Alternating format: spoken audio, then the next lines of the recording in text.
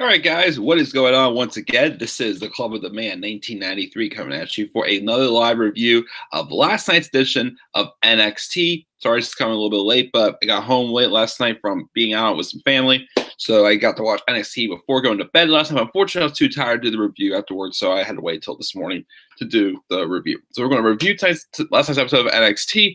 And of course, today will be my special live stream. Something to do with SummerSlam. I'm still trying to decide which one I'm going to do which week. But we will do that then. So overall, this episode of NXT, it's kind of like last week's. It had, its good points, had its like lower points. Like not saying like low, but like not some of the strongest stuff from NXT I've seen in a while. But overall, I still thought it was a great episode.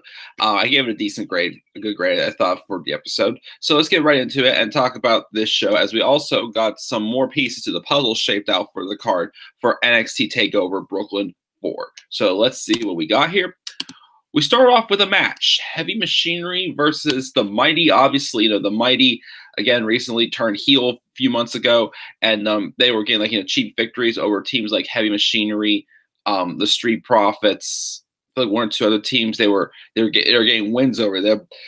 So this is kind of like, it seems like everybody's starting to go get their comeuppance on the heel team of the Mighty. Match I think was too bad between them. The turning point in the match, though, came when we had the return of the Street Profits, which I don't think we've seen them since the match with the Mighty. I think it was a match where the Mighty did officially turn heel whenever they just used cheap tactics to win the match. They were just out of the crowd just partying around, and based off that distraction, Heavy Machinery was able to hit the compactor on them to get the victory. So, I mean, Heavy Machinery gets the win. So, yeah, I hope, with the Street Profits, coming back, I don't see them getting into the tag title picture anytime soon. I do think I'll explain again my tag title situation when I get to the announcement later on that we got for TakeOver Brooklyn 4 regarding the tag team divisions. But I do kind of hope that, they do kind of build the Street Profits back up, because wasn't a big fan of how they were booked in the Dusty Rhodes Tag Team Classic, especially that match against AOP. I'm sorry, I did not like that match. I mean, one, I still felt AOP overstayed their welcome in NXT, even though they're not really doing that great on the main roster right now. But two, it just made Street Profits look silly, I thought, in that match. I do kind of hope they get them back on track, get them some momentum going again. Team 61, I'm just still a little confused on what direction they're going with them, because they had those hype videos for when they were coming back to NXT after being gone for about a year due to Shane Thorne's knee injury. I believe it was Shane who was injured.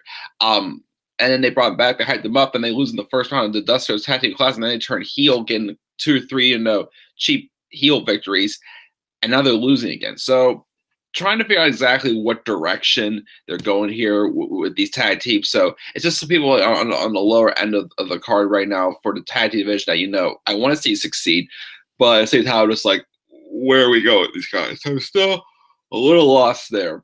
So we'll see what happens with these tag teams going down the line. We then had Mustache Mountain taking on 2 jobbers, Matt Knox and Bradley Taylor, I think it is. It's it was more of a little bit of like a squash match, pretty much just to put over what am I thinking of? This Mustache Mountain gives some momentum going, as they are, of course, due for their rematch. So after the match, they got on the microphone trying to apologize to Tyler Bate and the fans of how things went down last time they were in Full Sail. He says he spoke to Regal and they have a solution. Tyler Bate says the Undisputed Era tried to tear them apart, but Trent's health and well-being means the world to him. Now they're on a mission to get back the tag titles, so they're invoking their rematch clause at TakeOver Brooklyn 4. Which, okay, we're getting us a rematch. I kind of hope, though, we do have a stipulation for the match. And again, I said in my NXT TakeOver Brooklyn 4 Branded match card, I think they should go with an I Quit match. I would like them to maybe see, try to, play around the mind games a little bit with Trent Seven and Tyler Bate. That, because Trent Seven still wanted to be in that tag title match whenever Tyler Bate threw in the towel. And that's why I said make an I Quit match. That way, the Undisputed Era want to test to see if Mustache Mountain really are quitters based off what they did.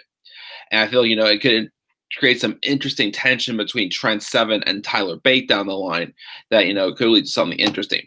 I do, though, however, as I said before, when I was talking about the tag division, I don't think, the mightier TM61 or Heavy Machinery are going to get anywhere close to the tag titles yet, because I think with the War Raiders, lurking around also, there was a backstage segment,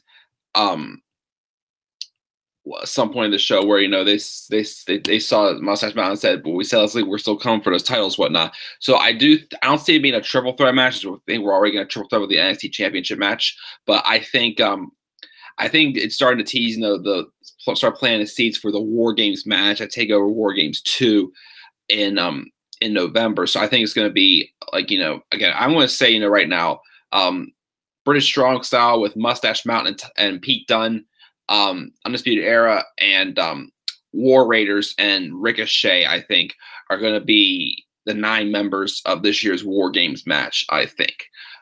So that's why I think the seats are still playing there. But I do think, they should, go with an I Quit match for the NXT Tag Team Championships, I feel, for TakeOver Brooklyn 4. Then we get EC3 taking on Kona Reeves. Match was what it was again. EC3, and I love it. Kona Reeves. I haven't been really too impressed with him. When EC3 was getting ready to set up for his finisher, the Velveteen Dream came out. Obviously, there's been some tension between Velveteen Dream and EC3 ever since Velveteen Dream walked out on him in their tag match at Royal Albert Hall. Dream says there's someone in the building still upset about what happened in London, and Velveteen is willing to talk about, but EC3 has to come to Dream's world and bask in the experience. And he leaves the stage, and Kona Reeves at first hits the Hawaiian drop on EC3, but EC3 kicks out. Reeves is shocked, but then EC3, would hit the 1% on him to get the win. He's interviewed backstage, and he's asked if he'll accept the invitation to bask in the experience. He will accept it, but Velveteen Dream has to know it will turn into a fight, and he'll win because he's the best here, the best there, the best anywhere. He is EC3, as he said. That match later on, that and the NXT North American Championship match was made official towards the end of the show, as Regal announced that it will take place at TakeOver Brooklyn 4. Adam Cole versus Ricochet for the NXT North American Championship, which I think would be a really awesome match. And then Velveteen Dream versus EC3 should be good too. I don't expect it to be as good as Ricochet and Velveteen Dream was, but I think EC3 and Velveteen Dream could be a really good match. At TakeOver Brooklyn 4, which unfortunately I will not be doing any live reactions for any matches at TakeOver Brooklyn 4, because I am not going to be able to watch Brooklyn 4 live because I have to work that night.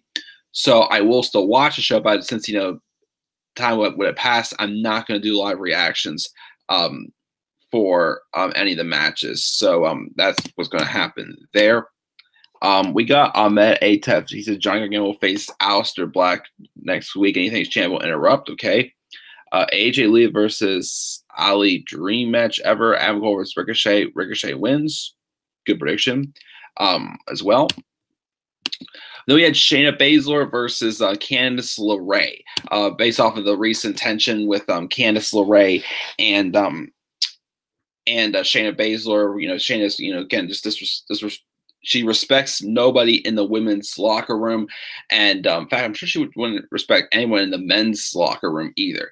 But of course, she's been trashing on Candice LeRae and what's going on with her husband. Candice did not win the opportunity to face her for the championship, but she still wants to get her hands on her based off of what she's been saying about her. Another way also to give Shayna some time in the ring besides a championship match as well, which is okay to have here and there.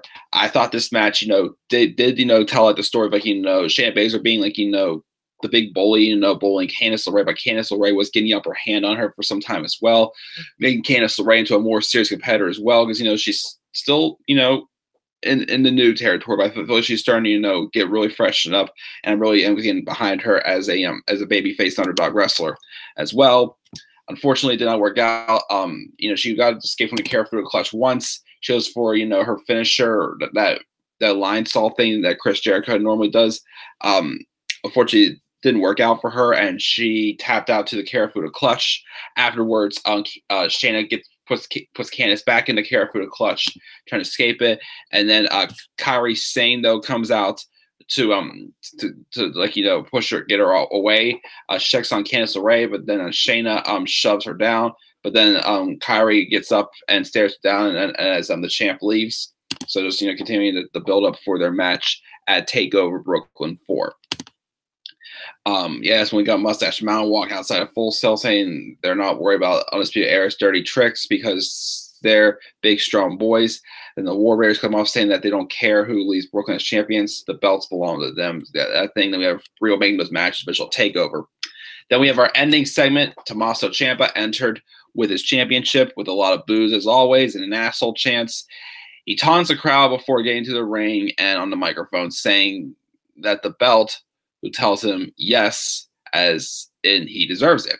This is how NXT is now. He said he only needed one moment, and he's a man of his word. He laughs through the shut the hell up chants. He tells the crowd to take a moment and feel this. When the most dangerous man in the NXT takes his rightful place at the head of the table, he gets in the face of the grandma lady and just yells at her back in the ring. He tells us the icing on the cake was not only did he beat Aleister Black, but proved once again that Johnny Gargano is a failure, and once again Johnny loses and Tommaso wins.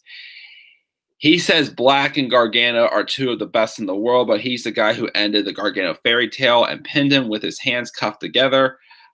He's the guy who put the final nail in the coffin of Aleister's mystique. They can argue over who is 2A and 2B, but he is the undisputed greatest sports entertainer of all time.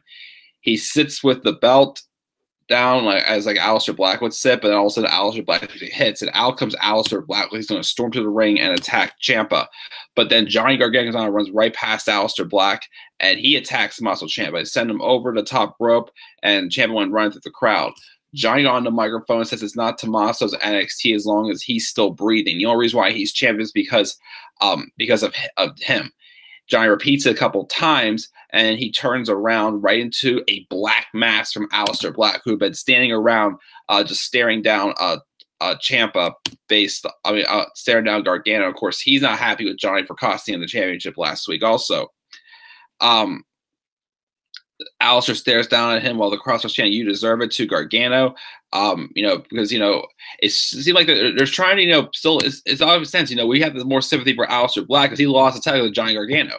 I mean, Johnny Gargano is still the baby face in this feud. However, though, he's fallen through all these cracks, going through this other dark side he's gone to ever since Tommaso Ciampa spit on his wedding ring and just took things to a whole nother level. So he's just obsessed with getting his hands on Tommaso Ciampa. So Aleister Black, of course, is more the baby face in this feud than Johnny Gargano is. So the crowd saying, "You deserve it," to Gargano. Black hits the microphone and sits next to Johnny and says, "I guess you're right. The only reason he's NXT champion is because of you." And which is right. He's come after Gargano also, which apparently we are getting Gargano and Black next week, which I think can be an awesome match. We were going to get it a couple months ago before Ciampa attacked Gargano before the match. So I do look forward to definitely seeing what would happen in a match between Johnny Gargano and Aleister Black very soon, next couple weeks. Michael Hall shall debut at Royal Rumble 2019 will win it. It will be a surprise of all time. And Michael C. Hall Dexter, actor, do you remember him? No, I do not. I'm sorry. But yeah, we got those. We got that those next week. Next week we're also going to see Ricochet in action, and Keith Lee also next week is going to be making his NXT debut as well next week. But guys, that is it. I gotta check out because I got some things to do today before I do my special live stream tonight. I think this week's episode of NXT a B+, strong episode. Couple of low points like the first half, second half that picked up. I like the LeRae and Baszler match, and I also like the ending segment with Ciampa, Gargano, and Black as well. Set that triple threat match for TakeOver Brooklyn 4. So guys, what grade would you have NXT? Leave your thoughts down in the comment section below. And as always, be sure to click buy, like, and subscribe for more content on my channel. Follow me on Twitter at DemandAirboy93. I'll be back up here later on live again tonight for my special live stream. It's going to be one of my Summer Sun topics. Not sure which order I'm going to do them yet, but I'll be up here live for that next time. So until then, guys, I will see you all later. Have a great day. Peace out, everybody.